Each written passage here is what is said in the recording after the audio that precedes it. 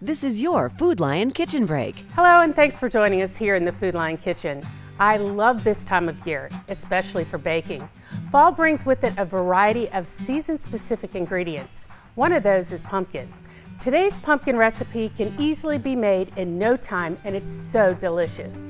Let's get started on our pumpkin bars. First, preheat your oven to 350 degrees. In a medium bowl, crack 4 eggs, add 2 cups of Food Lion white sugar, 1 cup of Food Lion vegetable oil, and 2 cans of Food Lion pure pumpkin.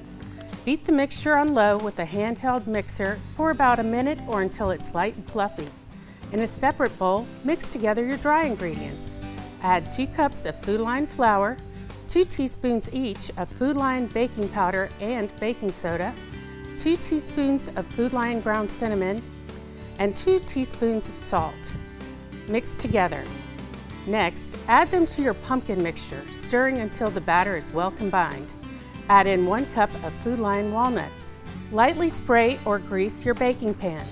Spread the batter evenly into the pan and bake in the preheated oven until a toothpick inserted in the center comes out clean, about 25 minutes. Let cool and frost bars with Food Lion cream cheese frosting. If you wanted your pumpkin bars a little thinner, you can simply use a jelly roll pan instead. This is a real simple recipe to prepare, and it tastes great.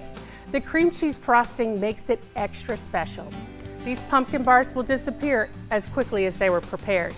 You can find all your favorites at your local Food Lion store. Whether you're entertaining around a crackling outdoor fire pit or enjoying fall favorites, Food Lion's got you covered. Come back next week for another tasty recipe from the Food Lion Kitchen.